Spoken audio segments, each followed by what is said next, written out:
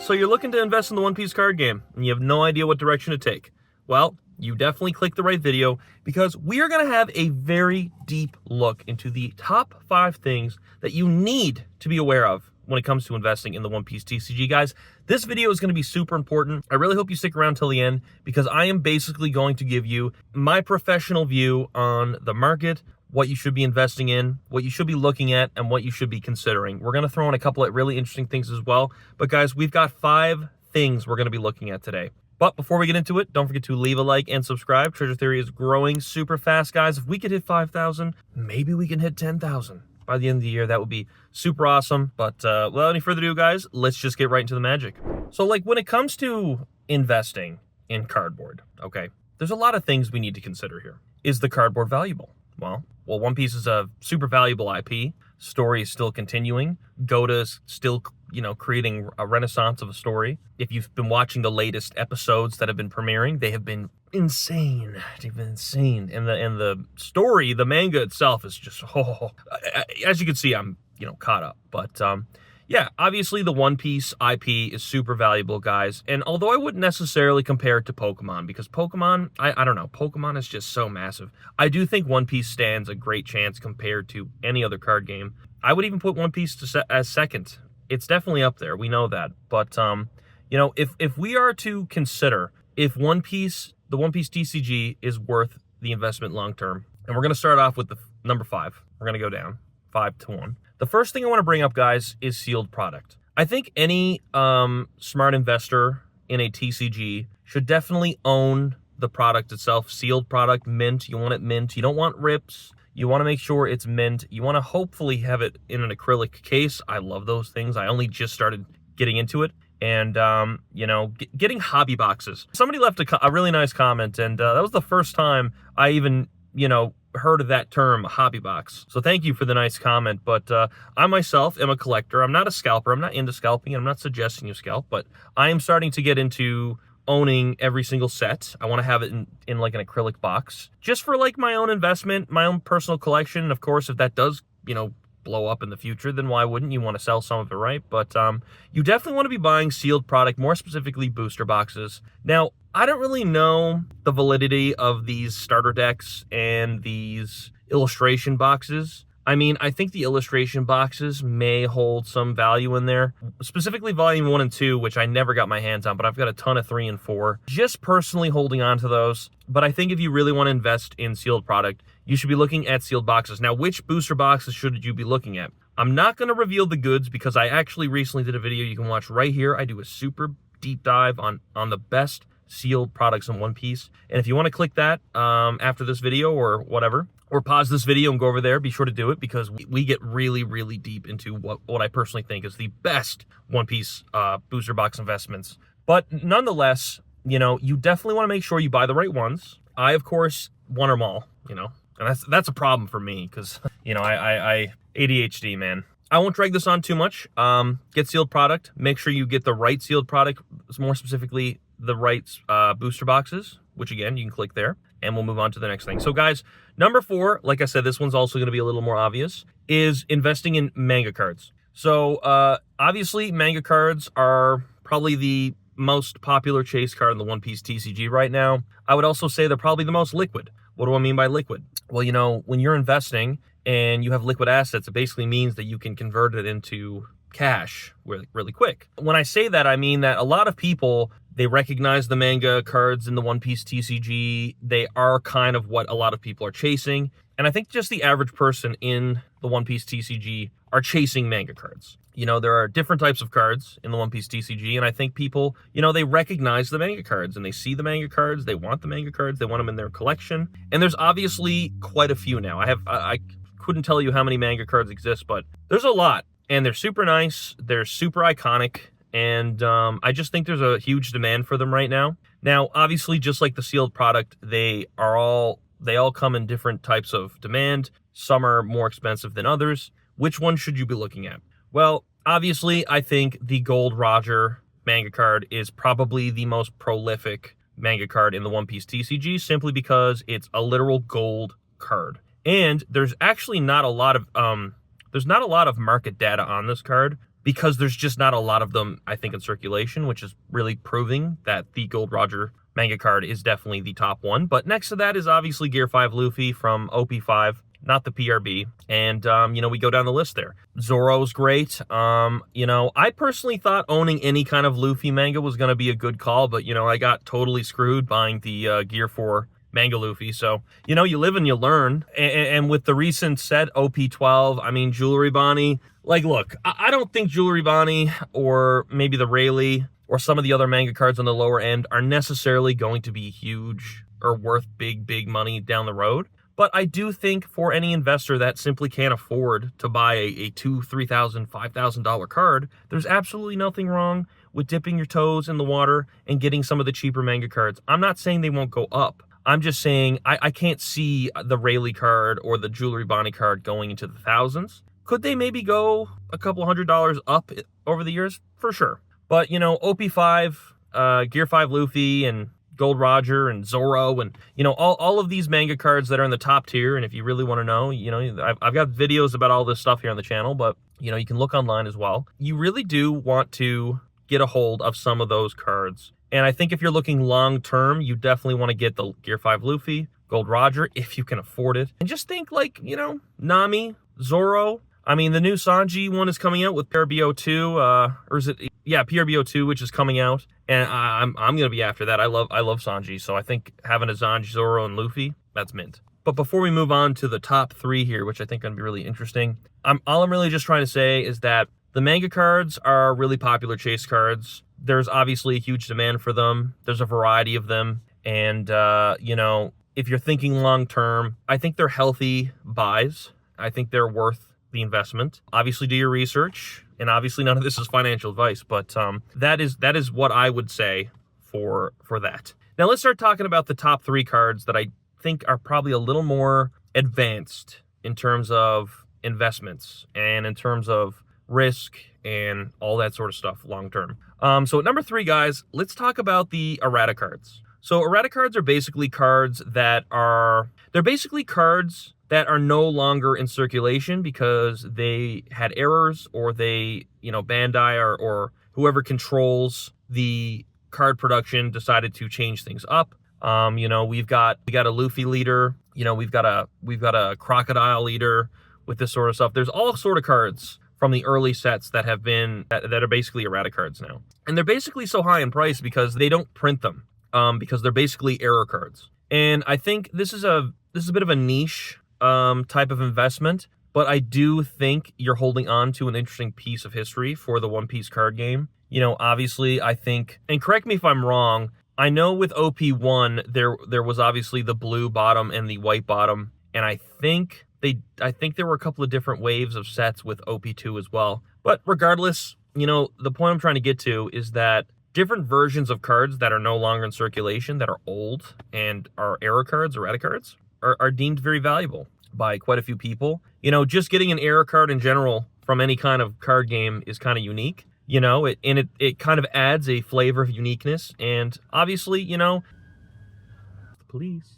Who are they chasing? Better get them scalpers. But yeah, obviously holding an error card from a popular card game such as One Piece or Pokemon even. Those are interesting and they're unique and they're different, and there's obviously, a lower supply of those things. So, it's something to consider when you are thinking about investing in something, and, they exist in the One Piece card game, and they're interesting. Another really interesting thought is, could you call the PRB cards post-errata cards because we've got reprints of those mangas? You could maybe call the pre-manga cards such as the OP5 Luffy and Zoro and all those cards before PRB 01 as erratic versions, I guess. I'm not quite sure, but the point I'm trying to make is there are two different versions of that card. So regardless, still a really cool investment, and we do see the original compared to the PRB 01 reprints are more valuable. I won't keep talking about this too much.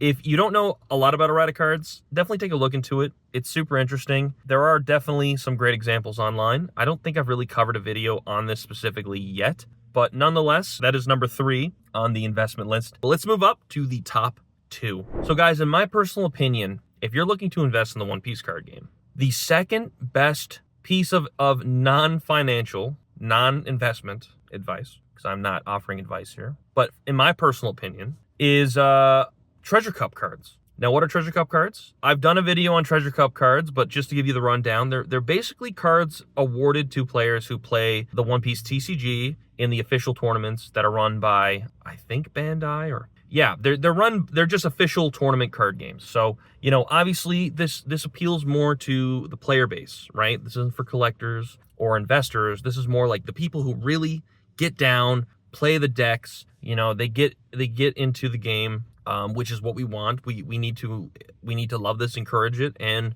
we need to see it proliferate if we want to see the One Piece TCG continue to grow. People gotta love the card game, guys. You know, Magic would not be Magic if you didn't play it, right? I mean, Pokemon's cool, and I think Pokemon offers a lot more interesting prospects when it comes to just collecting, because you can collect a lot of Pokemon, and I think that's fun. But I do think there's a guy filming me right now. But that's hilarious. Some guys filming me in the parking lot. But in all honesty, guys, like, Treasure Cup cards are literal trophy cards. And I think that's super interesting. I don't know if Magic or Pokemon does that sort of thing. But, you know, essentially, people who play the game and win these tournaments are awarded Treasure Cup cards. And I mean, if you haven't seen a Treasure Cup card, they're very unique. They come with like a stamp. The texturing on the card is a lot more unique and beautiful looking. It's listen, I'm just geeking out talking about it. I have 5 now. I actually bought a Sanjuro Treasure Cup card a couple of months ago when I did a video on this, and I've since invested in 4 more. I just bought the Ben Beckman top 16 Treasure Cup card, and man, oh man, like, these cards look fantastic. I just love the hologram or holofoil stamp on them. But I do think these are a fantastic investment, guys. I think, like, if you're really looking at investing in One Piece cards, I think Treasure Cup cards are worth it. Now, here's my reasoning for it. Not many of these cards exist, guys. You need to think about it. These are literal trophy cards. They're awarded to the top players in these tournaments, and I believe they have 4 tournaments a year. But think about it. You know, we've got 3 different versions of the cards. We've got the top 64, top 16, and top 8. And then, of course, you know, the number 1, which gets the uncut sheet, which is, like, insane. That's like a goated investment right there, if you could ever get your hands on one of those. But, yeah, you know, and obviously, or the higher up the ranks, the more expensive those cards will be. You know, most of my Treasure Cup cards are top 64, but the Ben Beckman is a top 16. So, you know, obviously, as we go up the list, they become more expensive. But just to kind of get to the point here, you know, Treasure Cup cards are very unique. They're very limited print. I wouldn't say they're... I would say they're a lot... I would say there's a lot less of those that exist than manga cards, or at least a few of them.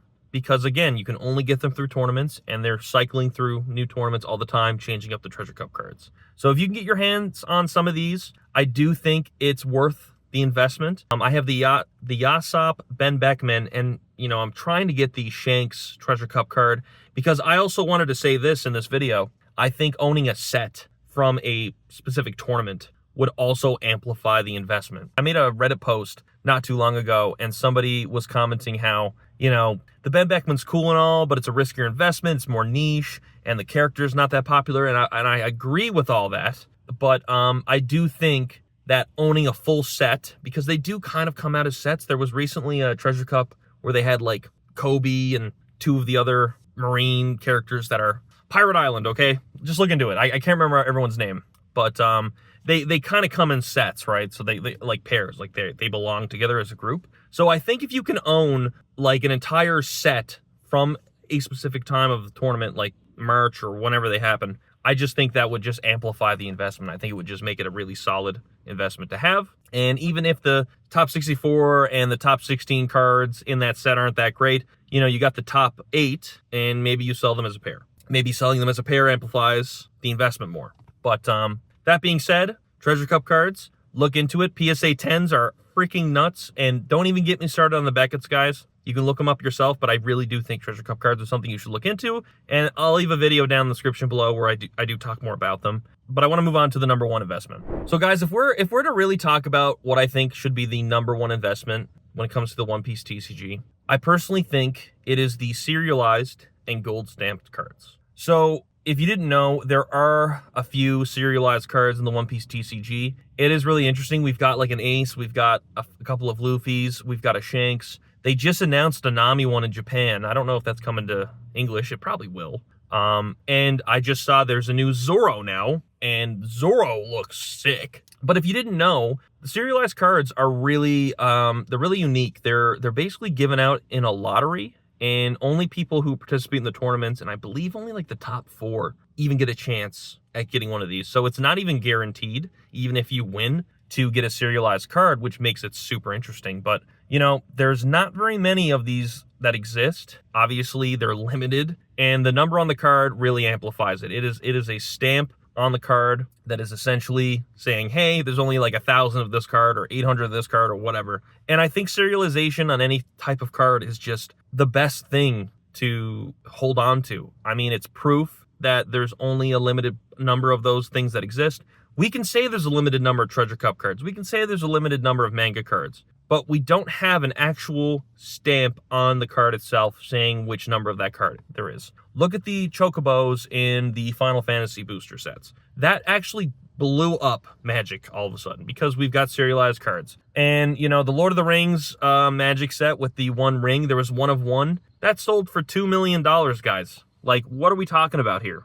And there's obviously controversy with the Spider-Man Soul Stone not being serialized. Man, there's a really annoying guy with a car right there. But you hear that? You hear how squeaky that fucking car is? But regardless, what I'm trying to say is that serialized cards, they're just, they matter, you know? They're unique. They really kind of represent their scarcity. And they're just super rare, guys. I mean, supply and demand, you got one of 1,000. I mean, that's pretty awesome, okay? And One Piece as a brand, as an IP, is huge. I mean, it represents its value, right? Anyone in the One Piece card game who loves One Piece would want to get their hands on that. And obviously, it's going to go up in price as the One Piece card game goes up over time. I just think it's silly to not think that serialized cards aren't going to be, you know, the top investments. And, you know, I didn't just say serialized, like I said gold stamp too. You know, there's a couple of gold stamp cards. Like we've got the Otis signature card now, which, you know, is basically escaping velocity. It is getting so expensive, and it kind of makes me mad because I wanted to get it when it was only like $1,000, but like I just get nervous buying cards online because, you know, it's a lot of money, obviously.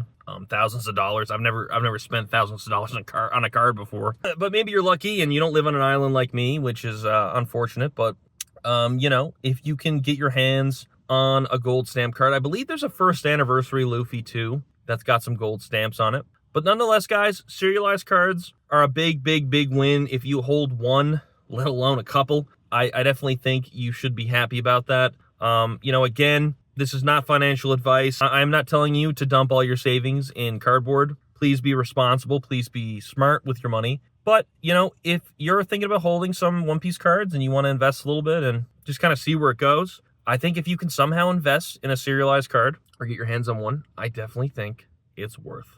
I definitely think it's worth it. But anyways, guys, there you have it. Those are the top 5 things that I would recommend you look into and invest in. You know, I've definitely educated you now on the One Piece market as of right now of September 2025. Things may change in the future. Again, none of this is financial advice, but you now are prepared with the proper knowledge to move forward in this market. Now, obviously, this doesn't relate to Pokemon or Magic. It's a very unique card game, very unique market. But with that being said, guys, be smart with it. Good luck with it all. And if you enjoyed this video, don't forget to leave a like and subscribe. And a video should pop up. I hope you did enjoy. If you want to see more car videos, let me know. I kind of don't mind sitting in the car, just drinking a coffee and talking to you guys. But anyways, click a video, and I will see you over there.